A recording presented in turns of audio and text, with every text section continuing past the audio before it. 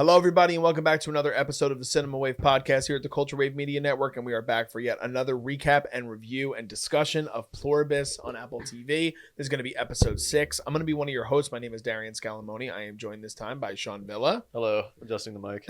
And Vinny Albano. Hello, hello. Guys, lots to talk about with this episode. This is probably my favorite episode of the series thus far. I think so, too. There's so much with this. We get the revelation, obviously, coming off of last week's episode, where we were right in the anticipation of, obviously, Carol's looking at bodies, but it is body parts for a very specific reason. Yeah. Because the hive mind is consuming these humans. They eating HPO? Is that what they say? HDP, which HDP. stands for human-derived protein. Sick. And we get that lovely information from the best cameo ever in the soon-to-be retired WWE superstar, John Cena. Yeah. But we'll get to that in a little bit. Let's start with kind of just breaking it down kind of moment by moment, the way that the episode kind of unfolds. So Carol obviously is terrified of what she witnesses. We see that kind of at the end of episode 5. We get the revelation again that she's seeing these are parts of human bodies. They have the meat grinder the size of a bus and vats. So this is something that they've been operating in for quite some time. So when you kind of get that idea, what is the first thing that's going through your head when you get this information, John? Well, it makes them seem a lot more, I guess, malicious than they come off, because they're doing things that are interjecting with like the average person's morals. And they even they say some line about that. They don't use the word cannibalism. They use some kind of like substitute word, but they say that like most people frown upon it. Unfortunately, like we just sort of have to do it because we can't hurt anybody. So you're like, I don't know. It's a really interesting like intersection between more like my morality and then like logic. You know, like they're pulling at this like really interesting string for me where it's like, yeah, like they're not going to hurt a cow. Like they're still going to milk cows, but they are going to eat people. But like the people are already dead. So it's like either you eat the people or they just like go to waste. So it's like, why not eat the people? You know? And then I'm like for me, I'm like, oh, terrible. But then like I can't argue like why. You know, I just know that like I just think it's wrong. But like if all of humanity in one mind is like it's cool, then I guess I'd kind of be like, all right. You know, but like yeah, it's interesting. I think it's such a like fascinating idea, and they keep like pulling stuff out with the hive mind where it's like I love that really the structure of the show is Carol finds out something about the hive mind, she freaks out about it, and then she goes to either another person or the hive mind and she's like, why are you doing this? And then they're like, dude, it's cool, like it's chill, here's why. And then she can't there's logic behind it. Yeah, there is logic behind it every time. Like it actually is well thought out and explained. And then she can't like, I don't know, it's so great because she's in this spot where she's like, obviously this is wrong. And they're like, why? And she's like, I can't explain it to you.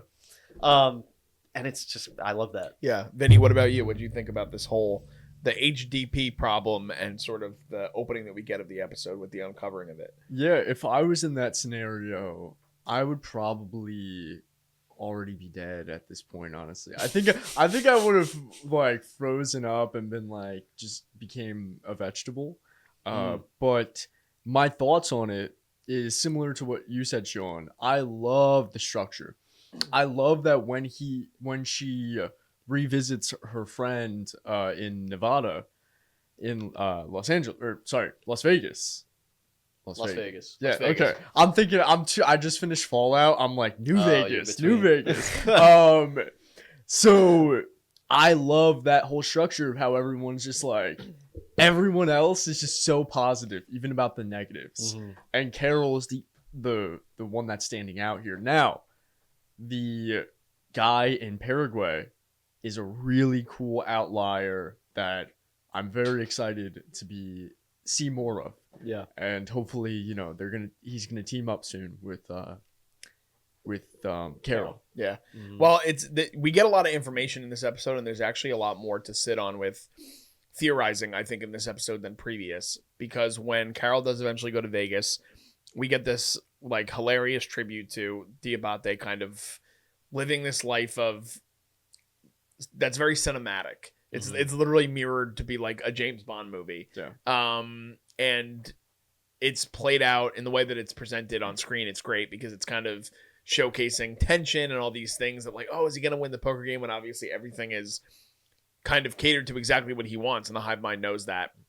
There's even a great moment where he's like, stay in character Right. to the one guy that he is clapping for his victory when he gets the royal flush, which I love. But I want to talk specifically about kind of the immediate aftermath of getting the information from the HDP.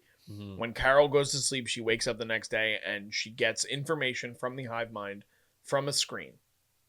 She's not interacting with any actual beings at this point. So have either of you guys thought about the chance that this is something that is being manipulated by the others that are keeping her outside? Or do you think this is all a part of the hive mind? Because... Wait, what do you mean? Oh, like that they're keeping her away from... Like, do you think there are other powers at hand, and other powers meaning like the other humans that are working with the hive mind now to kind of get rid of Carol? No. Okay. I don't.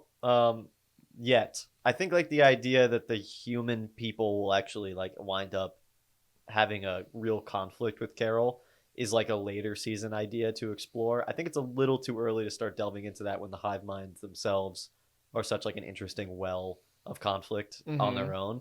I do like this little bit of a drop that like they have sort of like a council of the last people without Carol that they did on Zoom.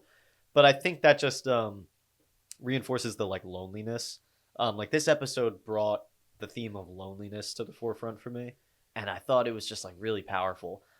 Because I kind of forgot, like with how good the show is on a scene by scene basis, like how little of the hive mind we've seen in these past 2 episodes. I mean, really, like we get the opening of the hospital in the episode prior, and then we get the casino scene and like a little bit in like the hot tub, which is hilarious. But no like real character interaction between like the hive mind and a person. Really, like there's some like it's sketch and fun, but it's not like intimate drama. And I think that the imagery is evoking that same kind of loneliness of like Carol's in like a dead world now, essentially, because everywhere she goes, there's nobody. Like they're all gone. Even when she goes to a place where they just were, they're gone, and it looks like it's liminal, right? That's this like new trend is liminal spaces, and it's very evocative of that for me. So I just like there's a really like powerful moment where Carol's crying in the bathroom, and you know I just love that it's like. She's in the penthouse. She's in Elvis's penthouse with a gentleman who's living like the best life ever, who's essentially kind of the king now. Yeah. Because the entire world is subservient to him. And she could have that, but she just can't let herself have it because she's so miserable. And even though the solution's right there, she won't break for it because either way she's going to be upset. It's just like, it's so juicy. Yeah. So juicy. I think it's great to see that she has the more visceral reaction to not being included in that council than she does getting the information that the hive mind is eating humans. She's lonely. That's her character struggle. She's lonely. She can't let herself be happy. And I love characters like that they have the self-conflicting inner conflict going on. I don't know if I've ever said it on the podcast, but like my favorite writing quote, I think it's Mark Twain, but George R. R. Martin kind of stole it, and it's the human heart in conflict with itself. It's like he said that's the only thing worth writing about, and I love that quote. And Carol is that quote. She is just constantly her own worst enemy, and it's so powerful. And I love that kind of writing.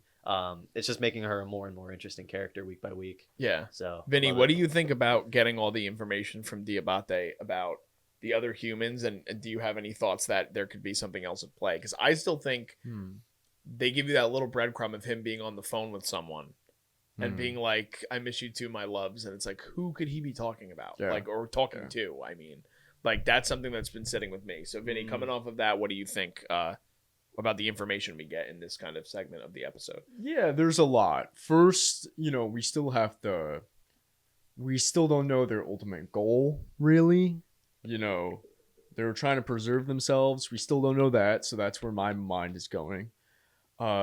The second thing with Diabate is on the phone with someone who is, he might be on the phone with the hive mind or what I was thinking is that we don't really know anything about the other individuals who are survivors.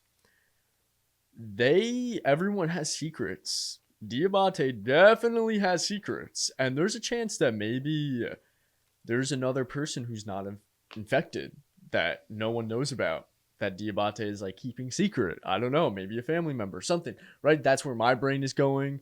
It could be so much more, right? And then the third thing that my brain goes to within this episode, Diabate and the hive mind as a whole, is it reminds me a lot of the Matrix and the whole question of the red pill, blue pill. Would you rather live in reality and feel, or would you take the blue pill and live in the Matrix, but you know it's fake, right? We're what's his face, Joe Pantoliano. Yeah, Joey Pantoliano. Pants. Yes. Thank you. His character, right? The whole metaphor of the steak in the Matrix, right? He's eating the finest steak, right? He gets it all, but he knows it's fake, and that's what this Diabate's character really reminds me of. Is like he has the chance to do it all, but it's fake, right? This whole James Bond scenario is fake. Yeah. And is that affecting him? Is he just completely blissfully ignorant to that? It has to catch up to someone eventually, and it has to catch up to the rest of the individuals. Like I would like to believe that eventually they're gonna snap, and they're gonna end up like Carol, and they're gonna be like, fuck, like this is fake, right? And they're going insane. So yeah. There's two things about Diabate that I really want to talk about in kind of reference to what you're just talking about. So the first thing is I love this idea that he's keeping them in character. I think like that's so fascinating to me. Of like he's essentially setting up these like elaborate scenes for him to kind of play out in, and then gets frustrated when somebody breaks character, because that shows that on some degree, even though he says he's like so content with this, he still needs to fake like interpersonal intimacy with these people. You know, he needs them to act like individuals, even though he knows subconsciously that they're not, and they're never going to be. I kind of interpreted that phone call conversation as him continuing to do that with someone. Like there's a specific woman who he just like Zosha.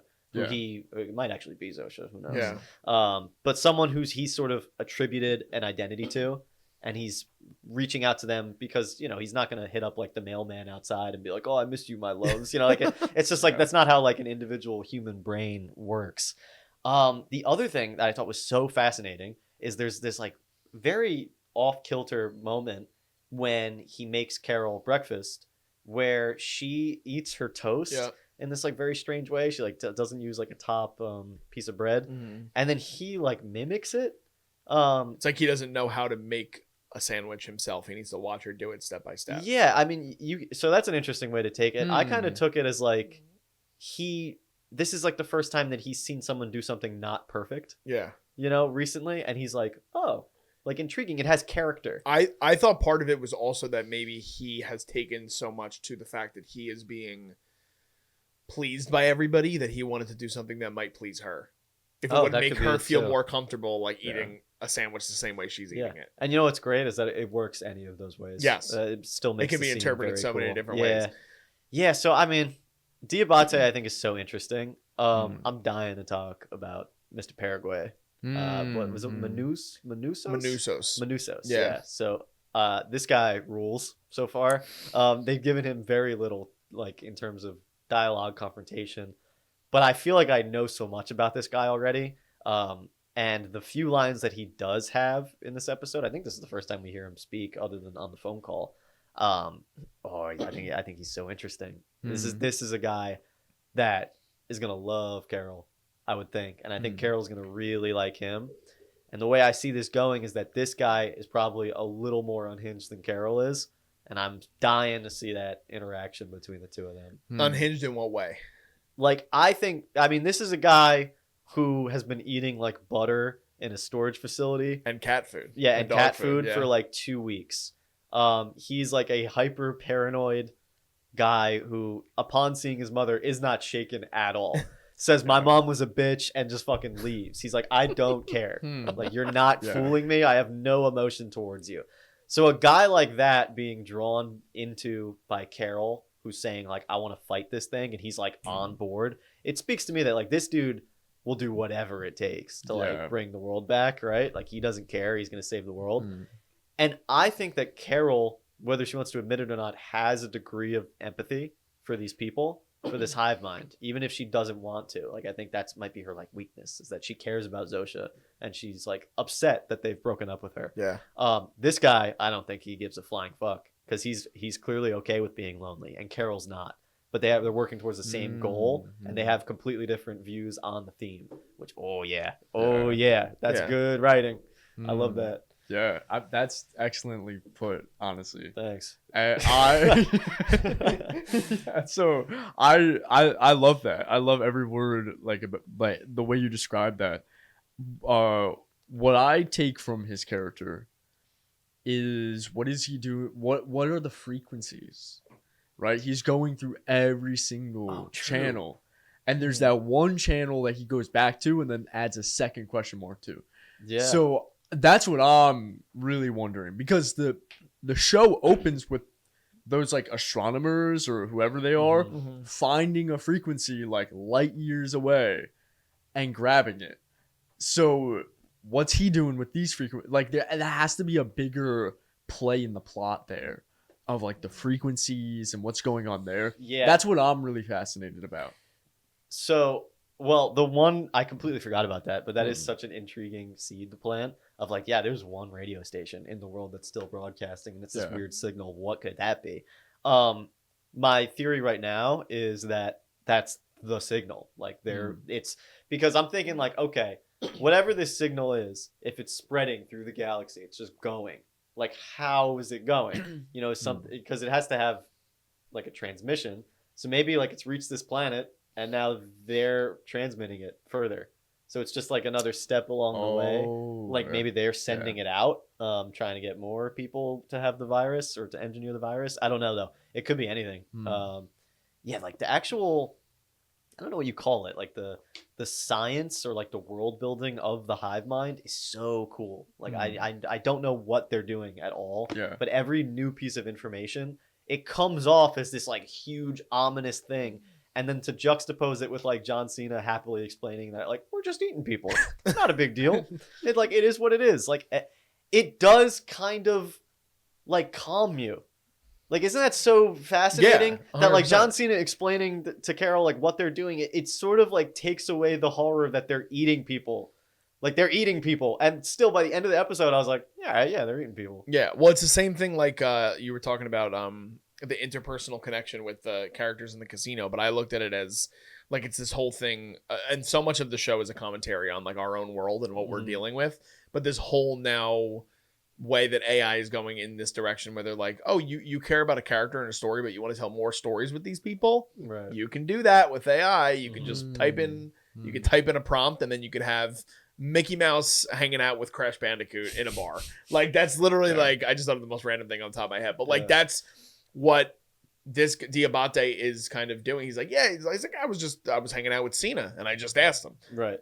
Like that's supposed to be something that feels, like you said, like common, because it's just two people hanging out. But at the end of the day, this is a celebrity. This is somebody that that's been in our lives for 2 decades at this point, that is now giving us information that's like, Carol, we're telling you this to make you feel better about the situation. Like, it's not that big of a deal. So you think the casting of Cena was like intentional for the audience as well? To like, I think it was part of it. Oh, that's interesting. Yeah, I hope that's true, because that's very cool. Yeah, it'd be interesting to see how else they kind of interweave all these. I mean, again, even the usage of like putting Zoom in the plot it serves a purpose. It absolutely serves a purpose to the fact that they're getting on Zoom twice a week. Like, this is not something where they're like, we talk every once in a while. He's like, Tuesdays and Fridays. We make sure that we set aside time and we have a whole conversation about how we can live amongst this world. So I do agree, the world building, and I think it's what Gilligan obviously is. He's just so good at it. Like, he was able to create, I mean, how many hours of content within just Breaking Bad?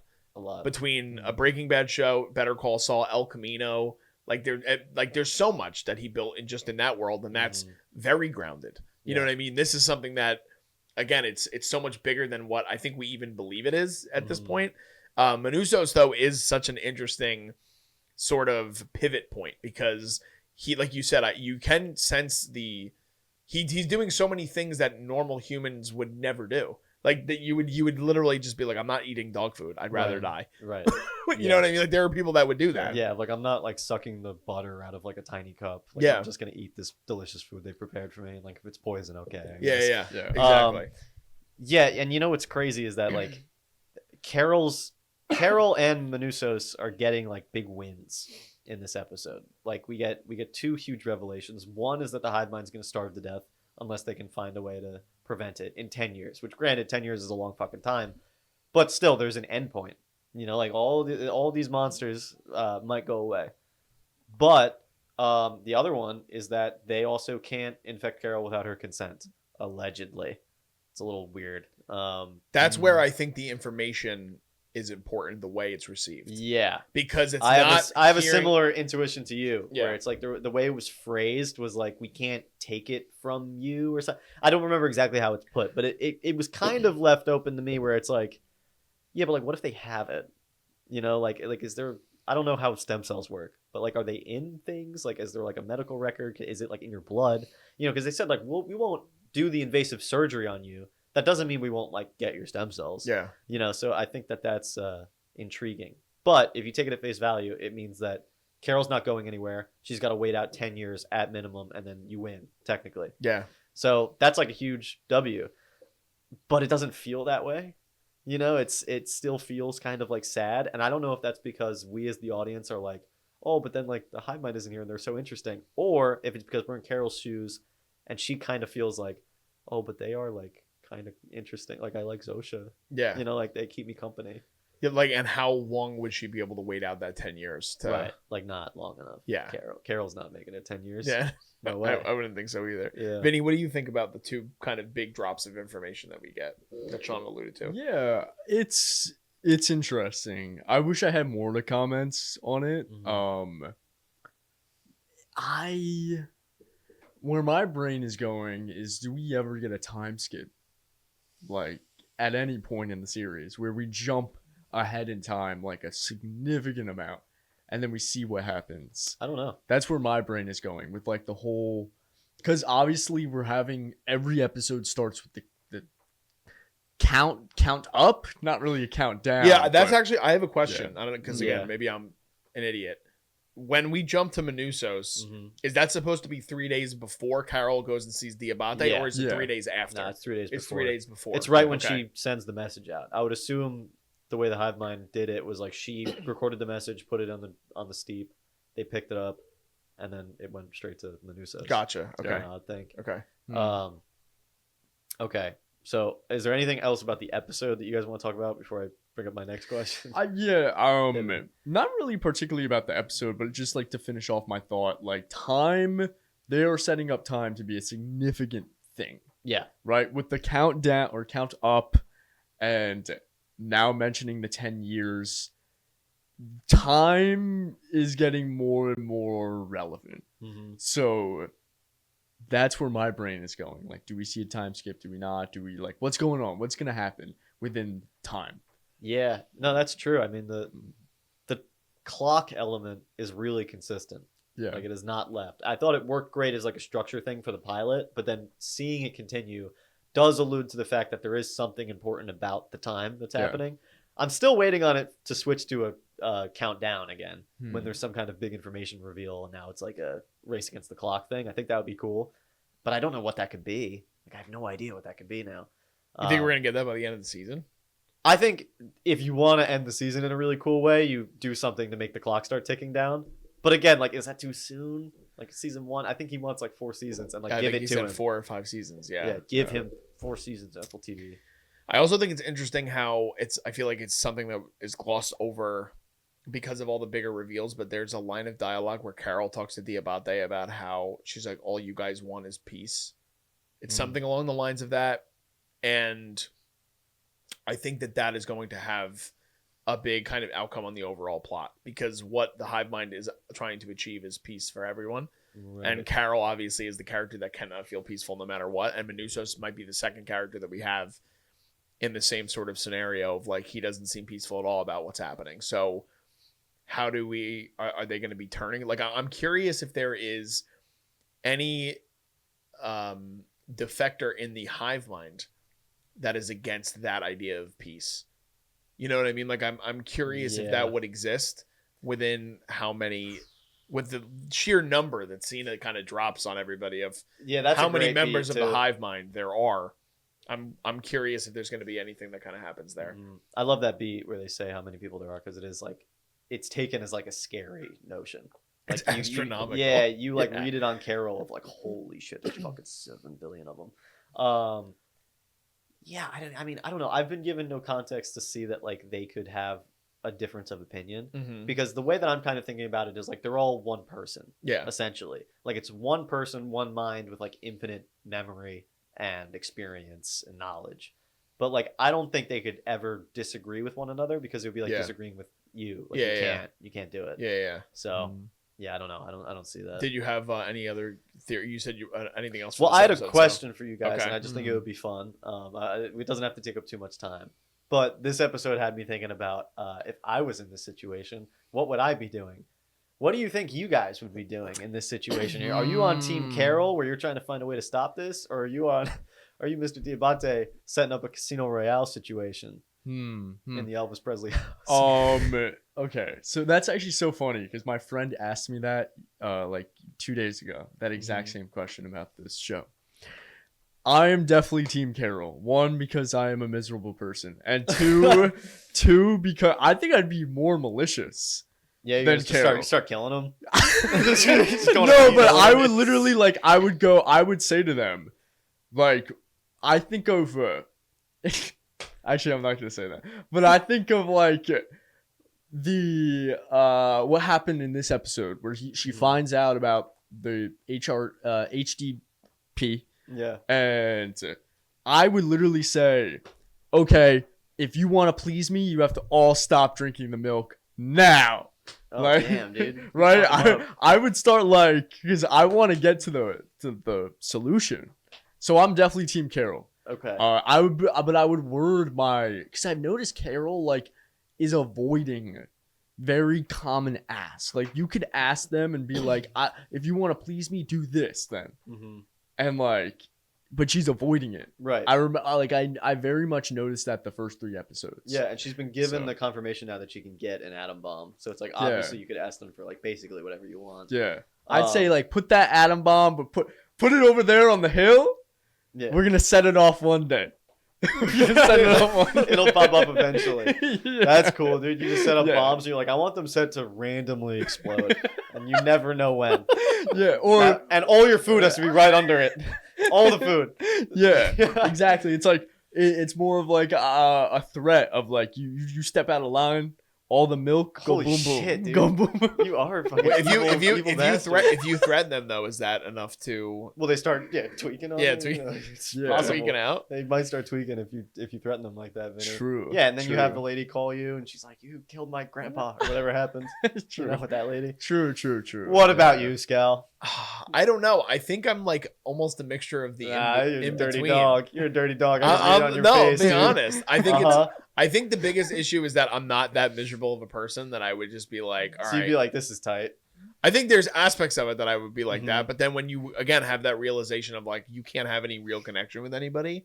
Yeah. But the real thing is that Carol can have relationships with these other 12 people that she's not actively seeking out, which I think is also going to be a big part of this whole moving forward. And I think that if I was in the situation, I would try to form a relationship with these people rather than be like, you guys are fucking crazy. Right. It's these are the only people that you can somewhat reason with, where you can get them on your side in some way. Yes. Try and be like, yo, listen, I know this is cool. However, I'm not going to sit here and say I haven't eaten steak 15 days in a row for every meal because that's awesome. That it's I know. Yeah, I have the Pearl Jam is playing a 24/7 concert in my backyard, but guys, we should still work on some kind of exactly sipping 300-year-old wine. And the other part of the information we didn't actually talk about was when Diabate says in these Zoom sessions they're talking about ways to help them without, again, taking away the human aspect that you talked about in the beginning, where it's this is fucked up that they're eating humans. Yeah. like still in the human brain. It's like, no, that cannibalism is bad, Uh-huh. you know? So that's an interesting part too, that it's like, how much are these other people working with the hive mind other than Manousos and Carol? It sounds like they're just doing like a little pitch meeting. And you know but they're talking to them directly. Yes. Like they're people, like you're talking about. Oh, like yeah. See, but I think it would be kind of frustrating because it's like, imagine trying to talk to the smartest person in the room about something that you don't understand comparatively to them. It's like if you went into a room with like Neil deGrasse Tyson and we're trying to like pitch him like astronomy ideas, he'd probably be like, fucking bozo, like no, you know, like not even close. Yeah. It's like that's probably what it is. Like for them, is like they go into the Zoom meeting and they're like, well, what if you build like a robot? And they're like, how do you do that? And they're like, we don't know. You know, it's like because you know you're not gonna innovate with 7 billion minds. Like, it's just not gonna happen. So I think it's more about the intention of them trying to be like we want to help you guys, but like I don't know if anything's gonna come of it really. Yeah. I don't know. I think it would be cool if they set it up where specifically like them being individuals is used as like a means of power for the hive mind. Like could they can't obviously harm anyone, but could they convince one of the people to harm Carol? This is what I think might be happening behind the scenes. Oh, you think? Where I think that there is a way where they're like, well, you know, you want all this for you, and Carol's a real problem. Like, you know, maybe you could do something about it. Right. Like, oh, we can't hurt Carol. Yeah. We can't hurt Carol. Yes. You know? and they make that very clear again in the dialogue, which is why Gilligan's so good at laying the breadcrumbs. But they say it where they're like, Zosha says it to Carol where she's like, you know, like when you guys are together, like just letting you know, like whatever happens between you guys, we have no effect on that. Right. So they can hurt each other and it won't do anything to the hive mind. True. Oh, so you think there might be like a malicious intent with the hive mind to like plant a seed in somebody to like maybe kill Carol? Maybe not. Maybe. Well, I don't. Again, kill is like is one end of the spectrum, but it could be even just try to be like, you know, like try to pepper and see if you could chill her out a little bit. Yeah, you know. I think. Like, did you know she's allergic to peanuts? You know, if they throw something in there, it's just like just saying. I don't know. Do with that what you will. It's so ridiculous. But no, I think this is a very big information episode. Like we're getting all, but there's also great character moments with everybody too. It's peak. You have to watch this show. If you're watching this episode and you're not watching the show, A, what are you doing? And B, like watch this show. Get everybody for on sure. this. No, it's great. It's a great show. Anything else that you guys have that you want to talk about? You know, I was thinking about what I would ask them a little bit more. Yeah, I would keep asking these things or the hive mind. I like you tell me the secrets, bro. Like, are you guys? I'm surprised no one has been like, yo, are you guys like straight up aliens? Are there other aliens there? Have aliens visited Earth before? Oh, true. What's the secret behind all the US presidents? Is there the Illuminati? Like, everyone's connected. Like, who killed JFK? Really? Yeah, exactly. Exactly. That? Is the killer of JFK still alive? Yeah, you know what I mean? Why don't like, you bring him here? I want to meet him. Exactly. Is there a portal in Antarctica? Like, I need to know this shit. Or the ice walls real? Just bust out every conspiracy. Exactly. That's kind of awesome. Yeah, I think I would go like more interpersonal with him. I'd be like, did that girl in 7th grade actually like me back? You know, I'd start hitting him with that. That's so amazing. Be like, what teacher actually cared the most about my grades? You can get like that whole thing where whenever you have the hypotheticals, people will be like, if you had any superpower, what would you want? And a lot of people are like, I wish I could read people's minds. Yeah. You literally can do that do it. with the hive mind. Yeah, which is such I'm an waiting for thing. that character to show up. Like when? Yeah, we have to get that. We've got like right? 13 people that are still alive, and very few of them have been like explored in depth. It's really just maybe it'll be Mr. Diabate. Maybe it'll be Manousos. Maybe like, he'll be the one to be like, wait a minute, like we're still in this place where Manousos really doesn't know fucking anything that's happening. Right. Yeah. He starts to get information from the video from Carol, but now he's gonna get like all he knows is that they can't lie. So he it's doesn't like know what they are at all. No. And so he can kind of get more information from her. And also maybe he's on his own ride now where he's like, I'm going to get information that's going to benefit me. And like you said, if he has more of a malicious intent too, it could be this whole thing where maybe the conundrum becomes Carol deciding, is she going to agree with the malicious intent that Manousos is going with, or is she going to agree with these people shouldn't die? Right. That could be the conundrum that we get by the end of this season. Yeah. it could be an awesome conflict if it's like he just wants them gone. Like, I'm gonna like get rid of this hive mind, and she's like, well, no, I want to like save the people that are in there. Yeah. And he's like, I don't like, they're gone. Like, let's just fucking, This we is gotta take the world back. It is what it is, and accept. Like for him, it's acceptance. Yeah. For her, it's like, no, I want to go And then back to he what might was. start coming at them with like hive mind morals, where he's like, yo, there's like 13 of us, like better start making new people. You know, That's like, true, too. you might start coming with the like big picture morals, and then she's like, oh shit. Yeah. Is humanity the bad guy all along? Classic. It's going to be interesting. I mean, we still got 3 episodes left to go with season 1, so excited to talk more about this with you guys. But let us know in the comments, what do you guys think about episode 6 of Pluribus? The episode title is HDP. Yeah. I just looked it up. And commenter, fun challenge. If you made it this far, say what you'd be doing in the Pluribus world if you were Carol or one of these 13 survivors. I want to know. And go crazy. Go crazy. Be honest. I want to read all about it. Let us know. Sean will talk to you in the comments. I will. I'll Tyler, talk for to you. sure. Absolutely.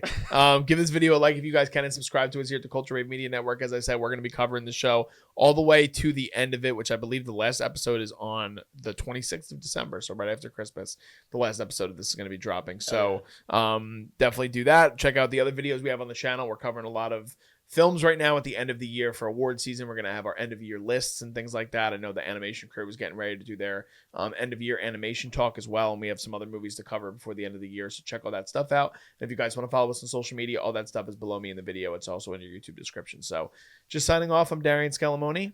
I've been Sean Villa. I've been Vinny Albano. And we'll see you guys next time. This is the culture.